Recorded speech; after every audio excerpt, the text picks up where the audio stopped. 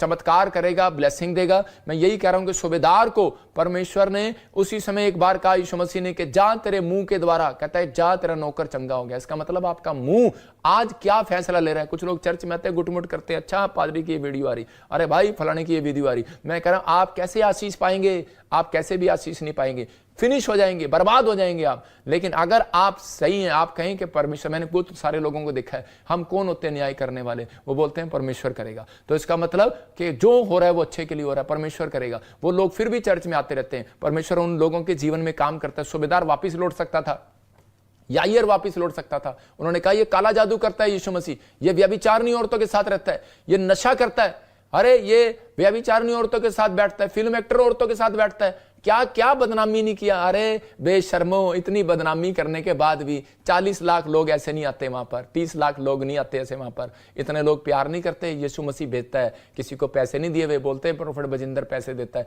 पैसे नहीं देता।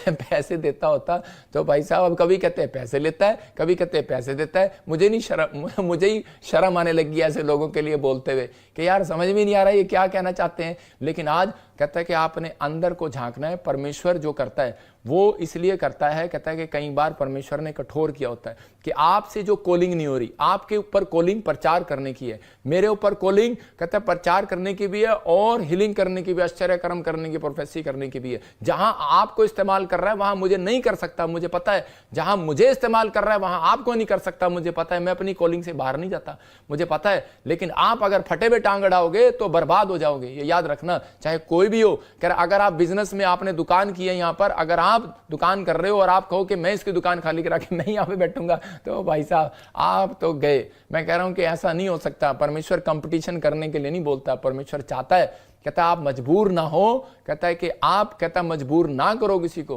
परमेश्वर का। लेकिन वो लोगों की बातों में नहीं आया, उसने अनसुनी कर दिया उन बातों को, और उसकी लड़की तब जिंदा हुई। याद रखना, अगर आप अपने कामों को खुलवाना चाहते हैं तो अनसुनी कर दो उन विचारों को, अनसुनी कर दो उन बातों को। मैं तो कहता हूं कि लोग ऐसे ऐसे काट मार रहे हैं। ये किस लिए काट मार रहे हैं? मुझे प्रभु ने बताया, मुझे प्रभु ने कहा ये तेरी फाइनेंशियल कंडीशन के लिए, कि भाई प्रॉफिट बजिंदर को कोई दान ना दे, तो इसलिए तेरे ऊपर ये काट फेंक रहे हैं, काट फेंक रहे हैं। परमेश्वर एक का नहीं है, सबका है, तुम्हारा भी है, मेरा भी है। लेकिन पवित्र आत्मा चाहता है, कहता है कि भाई आप लोग, कहता है इस समय प्रार्थना करें, मजबूर ना हो। आप मजबूर ना करें। मजबूर करने वाली आत्मा आपके पीछे घूम रही है, उन लोगों के पीछे घूम रही है कि जो इसलिए कई बार लोगों के काम डिले हैं, इसलिए लोग कर्जे में हैं, इसलिए काम नहीं बन रहे, लोन नहीं हो रहा, गवर्नमेंट जॉब नहीं हो रही, फाइनेंस नहीं आ रहा। इसलिए परमेश्वर चाहता है कि आप लोगों से बचें और सावधान रहें। अपने हाथों को उठाऊं और कहूं कि परमेश्वर आज मैं इस वचन को सुन रहा हूं और आज वादा कर रहा हूं, पवित्र आत्मा जी, मैं जलन करने वाली